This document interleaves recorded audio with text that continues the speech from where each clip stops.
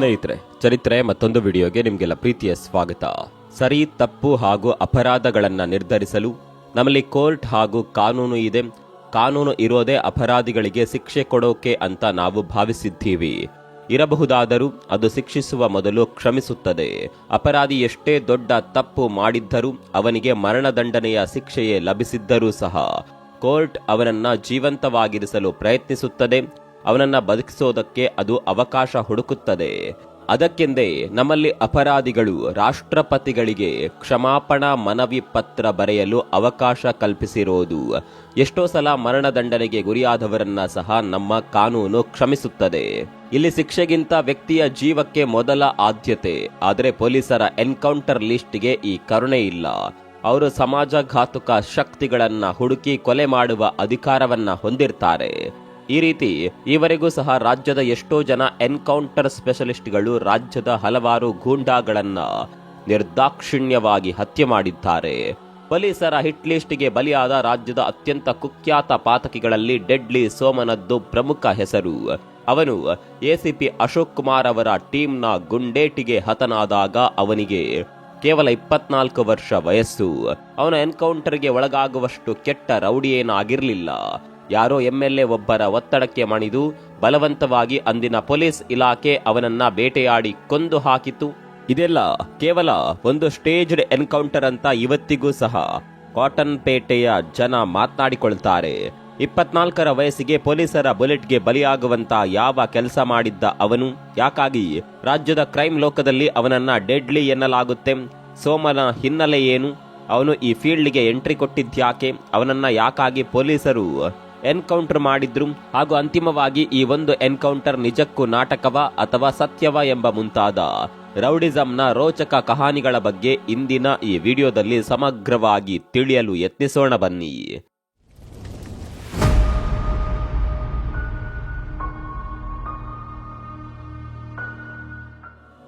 ಕೊತ್ವಾಲ್ ಹಾಗೂ ಡಾನ್ ಜಯರಾಜ್ ಇವರಿಬ್ಬರೂ ಸಹ ನಮ್ಮ ರಾಜ್ಯ ಕಂಡಂತಹ ಭೀಕರ ರೌಡಿಗಳು.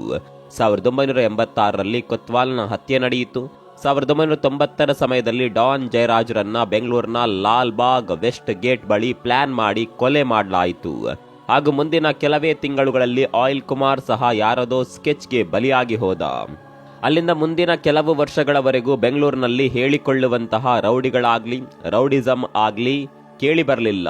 ಹತ್ಯೆಗೊಳಗಾದ ದೊಡ್ಡ ಡಾನ್ಗಳ ಶಿಷ್ಯಂದಿರೆಲ್ಲ ಅವರವರ ಏರಿಯಾಗಳನ್ನೇ ಸೀಮಿತ ಮಾಡಿಕೊಂಡು ಸೈಲೆಂಟ್ ಆಗಿ ಹವಾ ಸೃಷ್ಟಿ ಮಾಡಿಕೊಂಡಿದ್ದರು. ಆದರೆ 1993ರ ನಂತರ ಬೆಂಗಳೂರಿನ ಗಲ್ಲಿಗಳಲ್ಲಿ ತೀವ್ರವಾಗಿ ಕೇಳಿಬಂದ ಆ ಒಂದು ಹೆಸರೇ ಡೆಡ್ಲಿ ಸೋಮ. ಯಾವುದೇ ಕ್ರಿಮಿನಲ್ ಹಿನ್ನೆಲೆ ಇರದಿದ್ದ ಈ ಹುಡುಗ ರೌಡಿಸಂಗೆ ಬಂದಿದ್ದೇ ಒಂದು ರೋಚಕ ಆಕಸ್ಮಿಕ. ಸಿರಿವಂತ ಕುಟುಂಬದವನಾದ ಸೋಮ ಮೂಲತಃ ಕೋಲಾರದ ಗೆಟ್ಟೂರಿನವನು. ಅಂದ್ರೆ ಇವರ ತಂದೆ ಚಿನ್ನಸ್ವಾಮಿ ಅವರ ಮೂಲ ಆಸ್ತಿ ಪಾಸ್ತಿ ಜಮೀನೆಲ್ಲವೂ ಅಲ್ಲೇ ಇತ್ತು. ಮುಂದೆ ಇವರು ಅಲ್ಲಿಂದ ಬೆಂಗಳೂರಿನ ಕಾಟನ್ ಪೇಟೆಗೆ ಬಂದು ನೆಲೆಸ್ತಾರೆ.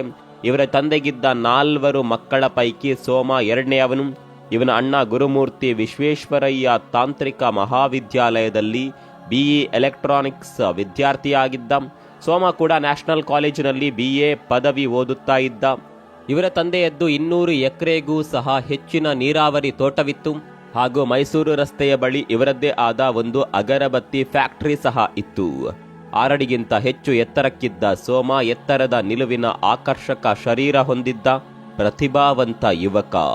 ಓದಿನಲ್ಲಿ ಸಹ ಜಾಣನಾಗಿದ್ದ ಅವನು ತಾಯಿ ತಂದೆಯರಿಗೆ ನೆಚ್ಚಿನ ಮಗನಾಗಿದ್ದ. ಓದು ಮಾತ್ರವಲ್ಲದೆ ಕ್ರೀಡೆಯಲ್ಲೂ ಸಹ ಆಸಕ್ತಿ ಹೊಂದಿದ್ದ ಅವನು ಉತ್ತಮ ವಾಲಿಬಾಲ್ ಪಟುವಾಗಿದ್ದ. ಕಾಲೇಜಿನ ವಾಲಿಬಾಲ್ ಪಂದ್ಯಗಳಲ್ಲಿ ಗುರುತಿಸಿಕೊಂಡಿದ್ದ ಸೋಮ ಒಳ್ಳೆಯ ಸ್ಪೋರ್ಟಿವ್ ಪರ್ಸನ್. ಅವನ ಒಂದೇ ಒಂದು ದೌರ್ಬಲ್ಯ ಅಂದ್ರೆ ಅದು ಅವನಿಗಿದ್ದ ಶಾರ್ಟ್ ಟೆಂಪರ್. ಅವನು ಬಹಳ ಬೇಗ ಕೋಪಗೊಳ್ಳುತ್ತಿದ್ದ. ಶೀಘ್ರ ಕೋಪಿಯಾದ ಅವನಿಗೆ ಎಷ್ಟೋ ಸಲ ತನ್ನಲ್ಲಿದ್ದ ಕೋಪವೊಂದನ್ನ ಮಾತ್ರ ನಿಯಂತ್ರಣ ಮಾಡಲು ಕೊನೆವರೆಗೂ ಸಾಧ್ಯವಾಗಲಿಲ್ಲ. ಇವನಿಗೆ ಇದ್ದಂತಹ ಇನ್ನೊಂದು ವಿಚಿತ್ರ ಹವ್ಯಾಸ ಅಂದ್ರೆ ಅವನಿಗೆ ಚಾಕು, ಗನ್, ಡ್ರ್ಯಾಗರ್ ಈ ತರಹದ ವೆಪನ್ಗಳಲ್ಲಿ ಹುಚ್ಚು ಆಸಕ್ತಿ. ಇವು ಎಲ್ಲಿಯೇ ಸಿಗಲಿ ಅವುಗಳನ್ನ ಕಲೆಕ್ಟ್ ಮಾಡಿ ತನ್ನ ಸಂಗ್ರಹದಲ್ಲಿ ಇರಿಸಿಕೊಳ್ತಾ ಇದ್ದ. ಸೋಮ ರೌಡಿಯಾದ ನಂತರ ಸೆಲ್ಫಿಯ ಪರಿಚಯವೇ ಇಲ್ಲದೆ ಇದ್ದ ಆ ಕಾಲದಲ್ಲೂ ಸಹ ಗನ್ ಹಾಗೂ ಇತರೆ ಟೂಲ್ಗಳ ಜೊತೆ ಇವನು ಫೋಟೋ ಶೂಟ್ ಮಾಡಿಸಿಕೊಂಡಿದ್ದು ಉಂಟು. ಅವನಿಗೆ ಕಾಲೇಜು ದಿನಗಳಲ್ಲಿ ಜೊತೆಯಾಗಿದ್ದ ಆಪ್ತರೆಂದರೆ ರಾಜಶೇಖರ್ ಹಾಗೂ ಬಸವ ಎಂಬ ಅದೇ ಏರಿಯಾದ ಗೆಳೆಯರು. ಕಾಟನ್ ಪೇಟೆ ಎಂದರೆ ಆಗ ಅದೊಂದು ರೌಡಿಗಳ ಅಡ್ಡ ಎಂದೇ ಕುಖ್ಯಾತಿ ಪಡೆದಿದ್ದ ಸ್ಥಳ. ತರಕಾರಿ ಖಲೀಲ್, ಕುರುಂಪೇಟೆ ರಾಜ, ಪುಷ್ಪ ಅಲಿಯಾಸ್ ಪಿ ರಾಜನ್, ಕಾಟನ್ ಪೇಟೆ ನಾಗಾ ಮೊದಲಾದವರದ್ದು. ಕಾಟನ್ ಪೇಟೆಯ ಸುತ್ತಮುತ್ತ ಒಂದು ಕಾಲದಲ್ಲಿ ತೀವ್ರ ಹವಾ ಸೃಷ್ಟಿ ಮಾಡಿದ್ದ ಹೆಸರುಗಳು. ಇದೇ ಏರಿಯಾದಲ್ಲಿ ತನ್ನ ಜಿಗ್ರಿ ದೋಸ್ತ್ಗಳು ಹಾಗೂ ಇತರೆ ಸಹಪಾಠಿಗಳ ಸಂಗಡ ಓದಿ ಬೆಳೆದ ಸೋಮನಿಗೆ ರೌಡಿಸಂನ ಗಂಧ ಗಾಳಿಯ ಪರಿಚಯವೂ ಸಹ ಇರಲಿಲ್ಲ. ಇವನು ಈ ಫೀಲ್ಡ್ಗೆ ಬಂದು ಸೇರಿದ್ದೇ ಒಂದು ಆಕಸ್ಮಿಕ ಎನ್ನಲಾಗುತ್ತೆ. ಈ ಬಗ್ಗೆ ವಿವಿಧ ಬಗೆಯ ಕಥೆಗಳು ಹಾಗೂ ಹೇಳಿಕೆಗಳು ನಮಗೆ ಎಲ್ಲಾ ಕಡೆ ಸಿಗ್ತಾವೆ. ಮುಖ್ಯವಾಗಿ ಅವುಗಳಲ್ಲಿ ಪೊಲೀಸ್ ಇಲಾಖೆ ಹಾಗೂ ಕ್ರೈಮ್ ಲೋಕದವರ ಹೇಳಿಕೆಗಳು ಅಂತ ನಾವಿಲ್ಲಿ ವಿಂಗಡಿಸಬಹುದು. ಈ ಮಧ್ಯೆ ಕಾಟನ್ ಪೇಟೆಯ ಅವನ ಹಳೆಯ ಪರಿಚಿತರು, ಸ್ನೇಹಿತರು ಹೇಳೋದೇ ಬೇರೆ. ಸೋಮನ ಬಗ್ಗೆ ವಿಪರೀತ ಬಿಲ್ಡಪ್ ಕೊಟ್ಟು ಹೇಳುವವರ ಸಹಿತ ಅವನೊಬ್ಬ ಥರ್ಡ್ ಕ್ಲಾಸ್ ಚಿಲ್ಲರೆ ರೌಡಿ ಮಾತ್ರ ಎಂದು ಹೇಳುವವರು ಸಹ ನಮ್ಗಿಲ್ಲಿ ಸಿಗ್ತಾರೆ. ಹೆಚ್ಚೆಂದ್ರೆ ನಾವು ಇವುಗಳಲ್ಲಿ ಸಾಮಾನ್ಯವಾಗಿ ಜನರಲ್ಲಿ ಜನಜನಿತವಾಗಿರುವ ಸಂಗತಿಗಳನ್ನ ತುಸು ಅರ್ಹ ಎಂದು ನಂಬಬಹುದು. ಈ ಸೋಮನ ಬಗ್ಗೆ ಈವರೆಗೂ ಸಿನಿಮಾ ಡಾಕ್ಯುಮೆಂಟರಿಗಳು ಬಂದಿವೆ. ಆದರೆ ಅಲ್ಲಿಯೂ ಸಹ ಅವರಿಗೆ ಹೇಗ್ ಬೇಕೋ ಹಾಗೆಯೇ ಅವನನ್ನ ಬಿಂಬಿಸ್ತಾರೆ. ಒಟ್ನಲ್ಲಿ ಸೋಮನಿಗೆ ತಾನೊಬ್ಬ ರೌಡಿಯೋ ಅಥವಾ ಪಾತಕಿಯೋ ಆಗುವ ಯಾವುದೇ ಇರಾದೆ ಇರಲಿಲ್ಲ. ಒಂದು ಮೂಲದ ಪ್ರಕಾರ ಅವನ ಕುಟುಂಬದ ಯಾವುದೋ ಒಂದು ವ್ಯಾಜ್ಯದ ಹಿನ್ನೆಲೆಯಲ್ಲಿ ಏನೋ ಗಲಾಟೆ ನಡೆದು ಸೋಮ ಯಾರ ಮೇಲೂ ಕೈ ಮಾಡಿ ಅದಕ್ಕೆ ಸಂಬಂಧಿತವಾಗಿ ಕೋರ್ಟ್ ಕೇಸ್ ಎದುರಿಸ್ತಾ ಇದ್ದ. ಈ ವಿಷಯವಾಗಿ ಅವನು 2 ದಿನಗಳ ಕಾಲ ಜೈಲುವಾಸ ಕೂಡ ಅನುಭವಿಸಿದ್ದ. ಇಲ್ಲಿದ್ದ ಕೆಲವೇ ಸಮಯದ ಒಳಗಾಗಿ ಅವನಿಗೆ ಒಂದಿಷ್ಟು ಜನ ಕುಖ್ಯಾತರ ಪರಿಚಯ ಕೂಡ ಸಿಕ್ಕಿತ್ತು. ಹಾಗೂ ಮುಂದೆ ಅವನು ರೌಡಿಸಂ ಸೇರಿದ್ದೆಲ್ಲ ಒಂದು ಚೈನ್ ರಿಯಾಕ್ಷನ್ ಮಾತ್ರವೆನ್ನಬಹುದು. ಆಗ್ಲೇ ಹೇಳಿದಂತೆ ಕಾಟನ್ ಪೇಟೆಯಲ್ಲಿ ಅವತ್ತಿಗೆ ಕುರುಂಪೇಟೆ ರಾಜ ಎನ್ನುವವನ ಹೆಸರು ಗಾಢವಾಗಿ ಸದ್ದು ಮಾಡಿತ್ತು. ಯಾವುದೋ ದ್ವೇಷದ ಹಿನ್ನೆಲೆಯಲ್ಲಿ ಅವನನ್ನ ಸಹ ಸ್ಕೆಚ್ ಹಾಕಿ ಮುಗಿಸಲಾಯಿತು. ಈ ಮಧ್ಯೆ ಸೋಮನ ಗೆಳೆಯನಾದ ಬಸವನಿಗೂ ಹಾಗೂ ಅದೇ ಏರಿಯಾದ ನಾಗ ಎಂಬುವವನಿಗೂ ಏನೋ ಗಲಾಟೆ ನಡೆದು ಅದರಲ್ಲಿ ನಾಗನ ತಮ್ಮ ವಸಂತನ ಹತ್ಯೆ ನಡೆಯುತ್ತದೆ. ಈ ಹತ್ಯೆಯಲ್ಲಿ ಸೋಮನ ಕೈವಾಡವೇನು ಇರದಿದ್ದರೂ ಇಲ್ಲಿ ಅವನ ಆಪ್ತರಾದ ರಾಜಿ ಅಲಿಯಾಸ್ ರಾಜಶೇಖರ ಮತ್ತು ಬಸವರ ಹೆಸರು ಓಡಾಡಿತ್ತು. ಪೊಲೀಸರ ಹುಡುಕಾಟದಲ್ಲಿ ಸೋಮ ಸಹ ಸಿಕ್ಕಿದ್ದ. ಇನ್ನೊಂದು ಮೂಲದ ಪ್ರಕಾರ ತನ್ನವರ ರಕ್ಷಣೆಗಾಗಿ ನಾಗನ ಕಡೆಯವರನ್ನ ಈ ಸೋಮನೆ ಎದುರು ಹಾಕಿಕೊಂಡ ಎಂದು ಹೇಳಲಾಗುತ್ತೆ. ಒಟ್ನಲ್ಲಿ ನಾಗನಿಗೂ ಹಾಗೂ ಸೋಮನ ಗ್ಯಾಂಗಿಗೂ ಮಧ್ಯೆ ಉಂಟಾದ ಘರ್ಷಣೆಯೇ ಈ ಕ್ರೈಮ್ ಲೋಕದಲ್ಲಿ ಅವನು ಫೇಸ್ ಮಾಡಿದ ಅಧಿಕೃತ ರೈವಲ್ರಿ ಎನ್ನಬಹುದು. ವಸಂತನ ಹತ್ಯೆ ಅವತ್ತಿನ ಕಾಟನ್ ಪೇಟೆಯಲ್ಲಿ ಸೆನ್ಸೇಷನ್ ಎಬ್ಬಿಸಿತ್ತು. ನಾಗನ ಗ್ಯಾಂಗ್ ಹಾಗೂ ಅವನ ಹವಾ ದೊಡ್ಡ ಮಟ್ಟದಲ್ಲೇ ಇತ್ತು. ಕಾಟನ್ ಪೇಟೆಯ ಒಂದು ಕಡೆ ಅವನದ್ದೇ ಆದ ಒಂದು ಡೈರಿ ಇತ್ತು. ಇಲ್ಲಿ ಸಾಕಷ್ಟು ಹುಡುಗರನ್ನ ಸಾಕ್ತಾ ಇದ್ದ ಅವನು ಗುಂಪುಗಾರಿಕೆ ಮಾಡ್ಕೊಂಡಿದ್ದ. ಆಗ ನೇರ ಸೋಮನಿಗೂ ಇವನಿಗೂ ಮುಖಾಮುಖಿಯಾಗಿತ್ತು ಈ ರೌಡಿಸಂನ ನಂಟು. ಅಂದ್ರೆ ಅದೊಂಥರ ಮರಕ್ಕೆ ಹಬ್ಬಿದ ಬಳ್ಳಿ ರೀತಿ. ಆ ಪ್ರಯತ್ನ ಪೂರ್ವಕವಾಗಿ ಅದು ಬೆಳೆಯುತ್ತಲೇ ಹೋಗುತ್ತದೆ. ಸೋಮ ಚೆನ್ನಾಗಿ ಓದಿ ಏನಾದರೊಂದು ಸಾಧಿಸಬೇಕೆಂಬ ಆಶಯ ಹೊಂದಿದ್ದವನು. ಅವನ ಪೋಷಕರಿಗೆ ಮಗನನ್ನ ಒಬ್ಬ ನಿಷ್ಠಾವಂತ ಪೊಲೀಸ್ ಅಧಿಕಾರಿಯನ್ನಾಗಿ ಮಾಡುವ ಬಗ್ಗೆ ಕನಸಿತ್ತು. ಆದರೆ ವಿಧಿ ಅಲ್ಲಿ ಅವನಿಗಾಗಿ ಬೇರೆಯದೇ ಕತೆ ಹೆಣೆಯೋದಕ್ಕೆ ಸಿದ್ಧವಾಗಿತ್ತು. ನಾಗನ ಕಡೆಯ ಹುಡುಗರ ಕಿರುಕುಳ ನಿತ್ಯವೂ ನಡೆಯುತ್ತಿತ್ತು. ಪ್ರತಿ ಸಲ ಅವನ ಕಡೆಯವರಿಂದ ತನ್ನವರನ್ನ ರಕ್ಷಿಸೋದೇ ಸೋಮನಿಗೆ ಒಂದು ಜವಾಬ್ದಾರಿಯಾಗಿ ಹೋಯಿತು. ಇನ್ನು ಈ ರಂಪಾಟದಲ್ಲಿ ವಿದ್ಯೆ ಮುಂದುವರಿಸಲು ಸಾಧ್ಯವಿಲ್ಲ ಅಂತ ಅವನಿಗೂ ಸಹ ಗೊತ್ತಾಯಿತು. ಅವನು ಓದಿಗೆ ಗುಡ್ ಬೈ ಹೇಳಿ ಹುಡುಗರ ಜೊತೆ ತನ್ನದೇ ಟೀಮ್ ಕಟ್ಟಿಕೊಂಡು ತನ್ನ ತಂಟೆಗೆ ಬರುವವರ ಕಡೆ ತನ್ನ ಮೇಲಿದ್ದ ಹೊಡೆದಾಟಗಳ ಕೇಸುಗಳನ್ನ ಎದುರಿಸಿಕೊಂಡು ಸಾಗೋದಕ್ಕೆ ಶುರು ಮಾಡ್ತಾನೆ.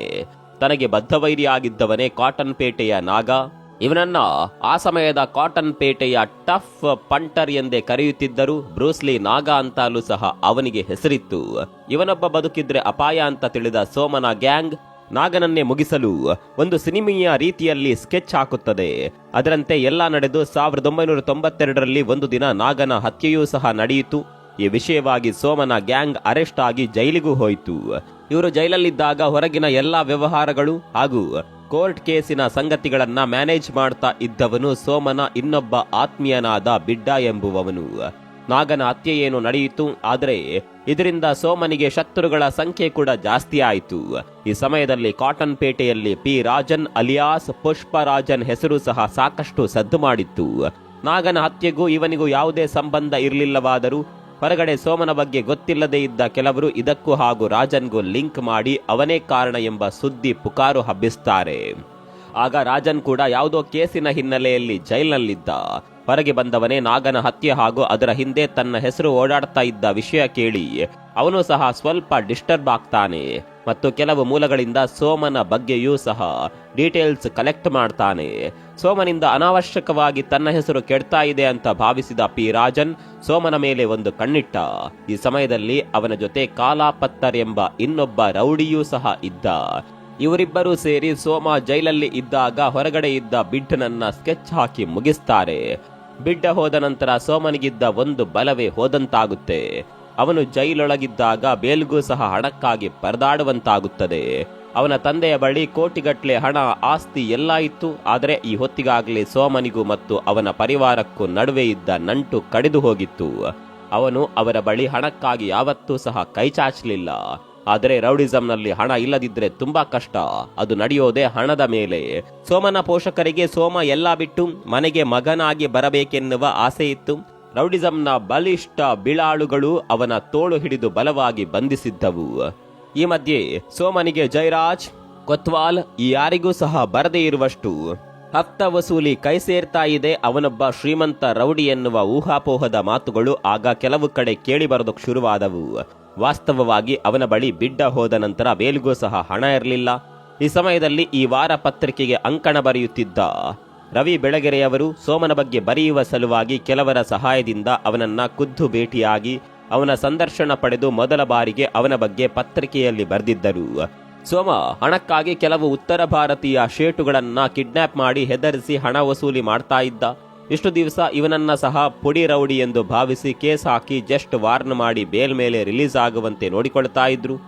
ಆದರೆ ಯಾವಾಗ ಇವನು ಹಣವಂತರನ್ನ ಈ ರೀತಿ ಅಪಹರಿಸಿ ದೂರದ ಅಜ್ಞಾತ ಸ್ಥಳಕ್ಕೆ ಕರೆದುಕೊಂಡು ಹೋಗಿ ಎಷ್ಟೋ ಸಲ ತಾನೇ ಹೊಡೆದು ಲಕ್ಷಾಂತರ ರೂಪಾಯಿ ಬೆಲೆಯ ಹಣಕ್ಕೆ ಡಿಮ್ಯಾಂಡ್ ಇಟ್ಟಾಗ ಪೊಲೀಸ್ ಇಲಾಖೆ ಅದನ್ನ ಸಹಿಸಲಿಲ್ಲ.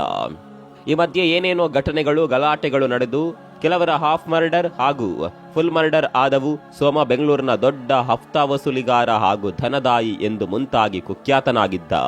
ಈ ಸಮಯದಲ್ಲೇ ಇವನನ್ನ ಎನ್ಕೌಂಟರ್ ಮಾಡಿ ಮಟ್ಟ ಹಾಕಬೇಕು ಅಂತ ಎಸಿಪಿ ಟೈಗರ್ ಅಶೋಕ್ ಕುಮಾರ್ ಅವರನ್ನ ಮಲೆಮಹದೇಶ್ವರದಿಂದ ನೇರವಾಗಿ ಸಿಟಿಗೆ ಕರೆಸಿಕೊಳ್ಳಲಾಯಿತು. ವಾಸ್ತವವಾಗಿ ಅವರನ್ನ ಕರೆಸಿಕೊಂಡಿದ್ದು ಆಂಟಿ ರೌಡಿ ಸ್ಕ್ಯಾಮ್ನ ಮುಖ್ಯಸ್ಥರಾಗಿ ಸಿಟಿಯಲ್ಲಿದ್ದ ಸೋಮನ ತರಹದ ರೌಡಿಗಳಿಗೆ ಬುದ್ಧಿ ಹೇಳಿ ಅವರನ್ನ ರೌಡಿಸಂನಿಂದ ಡೈವರ್ಟ್ ಮಾಡಿ ಪರಿವರ್ತಿಸಲು. ಆಗ ಅವರು ವೀರಪ್ಪನ್ ಕಾರ್ಯಾಚರಣೆಯಲ್ಲಿ ಮಲೆ ಮಹದೇಶ್ವರ ಹತ್ತಿರ ಡ್ಯೂಟಿಯಲ್ಲಿದ್ರು. ಇವರು ಸಿಟಿಗೆ ಬಂದು ಅವನ ಫೈಲ್ ಸ್ಟಡಿ ಮಾಡಿ ಅವನನ್ನ ನೇರ ಭೇಟಿಯೂ ಆಗಿ ಬುದ್ಧಿವಾದ ಹೇಳಿದ್ದೂ ಸಹ ಉಂಟು.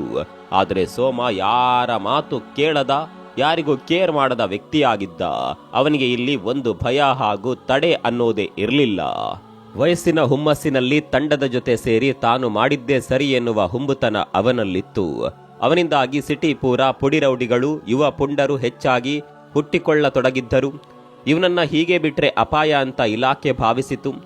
ಇನ್ನು ಇವನು ಯಾರ ಮಾತಿಗೂ ಕಿವಿಗೊಡದೆ ಹೋದಾಗ ಇಂತಹ ಗೊತ್ತು ಗುರಿ ಇರದ ರೌಡಿ ಇದ್ದರೆಷ್ಟು ಸತ್ತರೆಷ್ಟು ಇಂಥವನಿಂದ ವೃತ ಸಿಟಿಯಲ್ಲಿ ದೊಂಬಿ ಹಾಗೂ ಕ್ರೈಮ್ ರೇಟ್ ಹೆಚ್ಚುತ್ತದೆ. ಹೀಗಾಗಿ ಇವನನ್ನ ಮುಗಿಸೋದೆ ಸರಿ ಅಂತ ಇಲಾಖೆ ನಿರ್ಧಾರ ಮಾಡಿತ್ತು. ಇದೆಲ್ಲ ಪೊಲೀಸರ ದಾಖಲೆಯಲ್ಲಿ ಇರುವ ವರದಿಯಾದರೆ ಈ ಬಗ್ಗೆ ಜನರ ಬಾಯಲ್ಲಿ ಓಡಾಡುವ ವಿಷಯಗಳೇ ಬೇರೆ. ಸೋಮ ರೌಡಿಸಂನಲ್ಲಿದ್ದರೂ ಸಹ ನೀತಿ ನಿಯತ್ತು ಮರ್ತಿರ್ಲಿಲ್ಲ. ಅವನು ಕಾಲೇಜ್ ಸೀಟ್ ಹಂಚಿಕೆಯ ವಿಷಯವಾಗಿ ಪ್ರತಿಭಾನ್ವಿತ ಬಡ ಹುಡುಗರಿಗೆ ಆಗ್ತಾ ಇದ್ದ ಅನ್ಯಾಯದ ವಿರುದ್ಧ ಧ್ವನಿ ಎತ್ತಿದ್ದ. ಸೀಟುಗಳಿಗೆ ಲಕ್ಷಾಂತರ ರೂಪಾಯಿ ಬೆಲೆಯ ಡೊನೇಷನ್ ಫಿಕ್ಸ್ ಮಾಡಿ ಈ ಮಕ್ಕಳಿಗೆ ಆಗ್ತಾ ಇದ್ದ ಸೀಟ್ ಲಾಭಿಯಿಂದ ಅವನು ಬೇಸತ್ತಿದ್ದ. ಆ ಕಾಲದಲ್ಲಿ ಮಂತ್ರಿಯಾಗಿದ್ದ ಜಾಲಪ್ಪ ಎನ್ನುವ ಮಂತ್ರಿಯೊಬ್ಬರ ಮೇಲೆ ಇದೇ ಕಾರಣಕ್ಕಾಗಿ ಸೋಮನ ಒತ್ತಡ ಜಾಸ್ತಿ ಇತ್ತು. ಸೋಮನ ಕಾಟ ಅತಿಯಾದಾಗ ಅವರು ಅವತ್ತಿನ ಮುಖ್ಯಮಂತ್ರಿಗಳಾದ ಎಸ್ ಬಂಗಾರಪ್ಪನವರ ಬಳಿ ಮನವಿ ಮಾಡಿದಾಗ ಅವರ ಮಾತಿಗೆ ಮಣೆ ಹಾಕಿದ ಬಂಗಾರಪ್ಪನವರು ಪೊಲೀಸ್ ಇಲಾಖೆಗೆ ಸೋಮನನ್ನ ಬಲವಂತವಾಗಿ ಎನ್ಕೌಂಟರ್ ಹೆಸರಿನಲ್ಲಿ ಮುಗಿಸುವ ಡೀಲ್ ಒಪ್ಪಿಸಿದ್ದರು ಅನ್ನುವ ಮಾತುಗಳು ಕೂಡ ಇದೆ. ಸಿಎಂ ಅವರ ಆದೇಶ ಅಂದ್ರೆ ಸುಮ್ಮನೆನಾ? ಪೊಲೀಸ್ ಇಲಾಖೆ ತಕ್ಷಣ ಸೋಮನ ಬೇಟೆಗೆ ಇಳಿಯಿತು. ಆ ಸಂದರ್ಭದಲ್ಲಿ ಇವರು ಗಿರಿನಗರದ ಬಳಿ ಒಬ್ಬ ಬಿಲ್ಡರ್ನನ್ನ ಅಪಹರಿಸಿ ಆಗ 20 ಲಕ್ಷ ರೂಪಾಯಿ ಹಣಕ್ಕೆ ಡಿಮ್ಯಾಂಡ್ ಇಟ್ಟಿದ್ದ. ಆ ಕಾಲಕ್ಕೆ ಇದು ಬಹುದೊಡ್ಡ ಮೊತ್ತ.